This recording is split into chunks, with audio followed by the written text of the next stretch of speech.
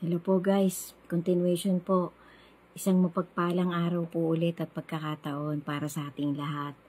Sana po ay nasa mabuting kalagayan pa rin ang bawat isa sa atin. Malusog na malusog pa rin.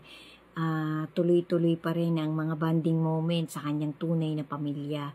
Harinawa po each and every one of us is still having strong faith to our Creator through His begotten Son. To God be the glory po ulit. Samahan niyo po ulit ako sa continuously na pagre-research ko, paglalakap ko, pag-iipon ko ng mga maliliit na motivation na inspired by the Holy Scripture of our Creator and His begotten Son. Amen. So guys, continuation na po. Bali, WWTH Season 30 Part 13. 13 na po ito guys, 13. Maraming salamat po ulit sa inyong lahat guys. Si God na po ang bahala sa bawat isa sa atin, sa pagbibigay niyo po sa akin ng maigsi niyong oras, ng importante niyong oras para panoorin, para pakinggan ang maliit kong boses, ang maliit kong motivation na talaga naman pong hinahangad ko talagang maitawid sa kahit kaninong kakilala ko man, kaibigan ko man, o kung sino ka mang Hollywood actor ka, na kahit papano nakakarating sa'yo ang mga ganito kong continuously na content na talagang tumatagal ng 10 minuto. Si God na ang bahala sa inyong lahat na talagang sumusubaybay na nanonood ng mga ganito kong content.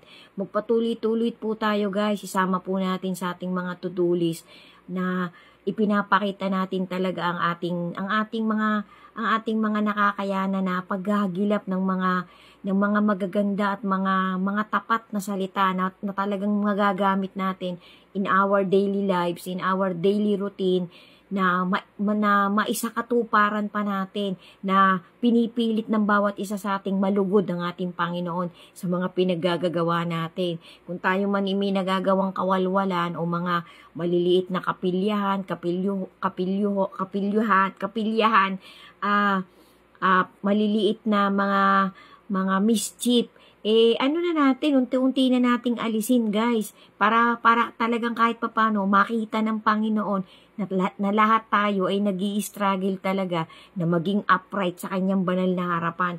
Kasi sabi nga po, hindi natin pwedeng biru-biruin ng Panginoon. Hindi natin siya pwedeng basta tatawa-tawanan natin na Lord, ano naman ganito, taon lang naman ako, ganito, ganyan Pagbigyan mo na ako Lord, one time ko lang to gagawin. Pupuntahan ko lang yung pang-apat kong asawa, tapos tatry ko lang kunin tong mga mahalagang gamit nitong taong to, tong alahas na to, hihingi pa tayo ng permiso sa Panginoon. Pero ang gagawin naman natin kasamaan.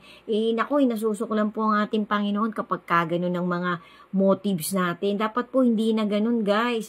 Dapat po ipakita na natin sa ating Panginoon na nagpo-purging na tayo, na nagki-cleanse na talaga tayo ng lahat ng mga mischiefs na nagawa natin. Kapag ka po tayo na sa Kanya, namanata, nagbigay na tayo ng promise sa ating Panginoon na talagang pinangakuan na natin siya, patunayan natin, pilitin nating isakatuparan unti-unti. Kasi kumbaga sabi nga ng Panginoon, kapag ikaw ay patuloy-tuloy sa mga pinagagawa mong katarantaduhan, pagbibigyan ka naman niya, palibasa nga kasi, oras mo, panahon mo. Pero dadating ang pagkakataon, oras na ng Panginoon ang masusunod. Wala tayong magagawa kapag tayo nasa gitna ng katarantaduhan natin, ng mga kahayupan natin, ng mga paggawa natin ng panglalamang sa kapwa, pag-aasawa natin ng ilang-ilang tao, yung panglalamang natin, pananakit natin na sinasadya nating manakit ng kapwa, pagnanakaw natin, pagpatay natin na parang pinagtripan lang natin. Pagka natapos yung mga pagkakataon na pinahiram sa'yo ng Panginoon at nadatnang ka ng pagkakataon na nandun ka sa gitna ng ginagawa mong kasamaan, wala ka ng wala ka ng kapag-asa kasi doon ka hatulan ng Panginoon nung ikaw ay nabubuhay pa ng mga pinaggagawa mo. Ngayon, sabi nga ng Panginoon, dadating kasi sa tao na siya'y mauuntog.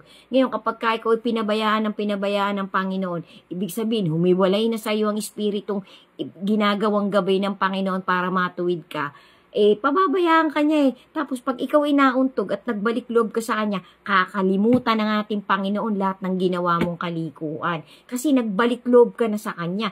Ngayon, once na nagbalik loob ka na, ituloy-tuloy mo na. Na kay Ezekiel po yan, hindi ko lang po tanda kung kung anong chapter ng kay Ezekiel yan. Kasi sabi nga po, kapag ikaw ay puro kahayupan ang ginagawa mo, puro katarantaduhan, pababayaan ka ng Diyos Pero tandaan mo, dadating ang panahon, ang Diyos na ang masusunod.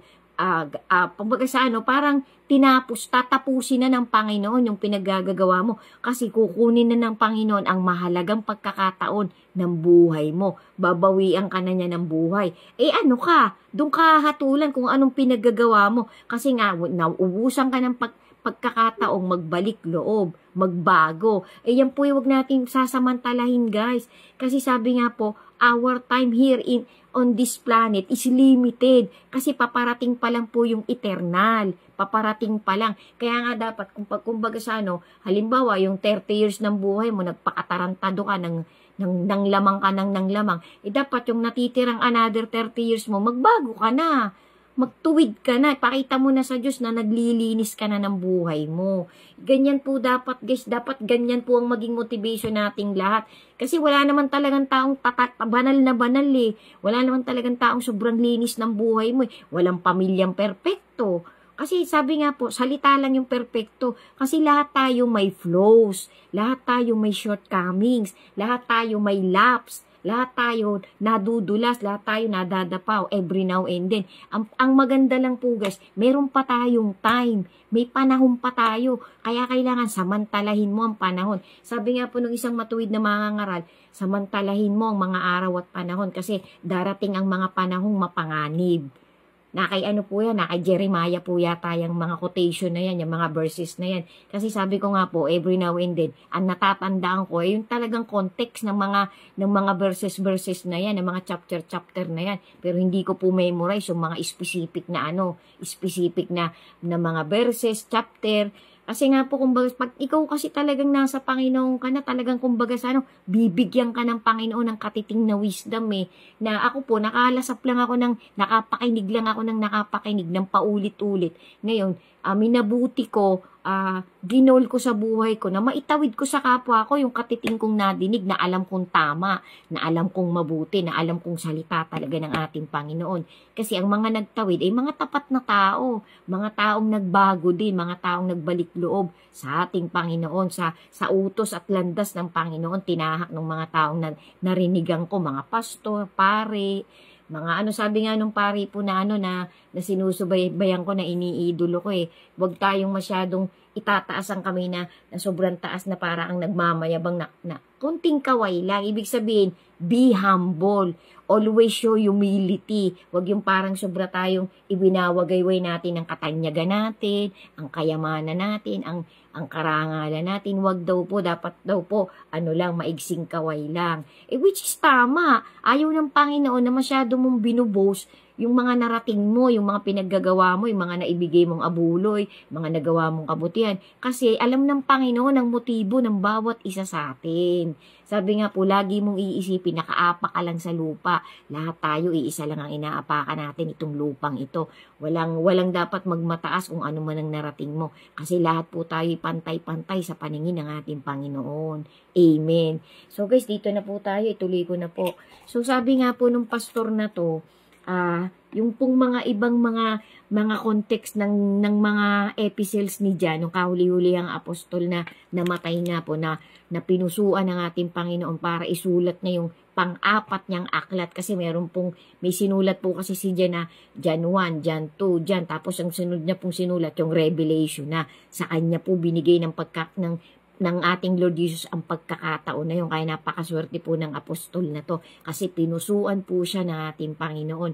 Sa kanya po ipinakita ng ating Lord Jesus ang panorama, ang pinaka-vivid na vision ng future, ng mangyayaring future, which is nandun na po tayo ngayon sa future na yun.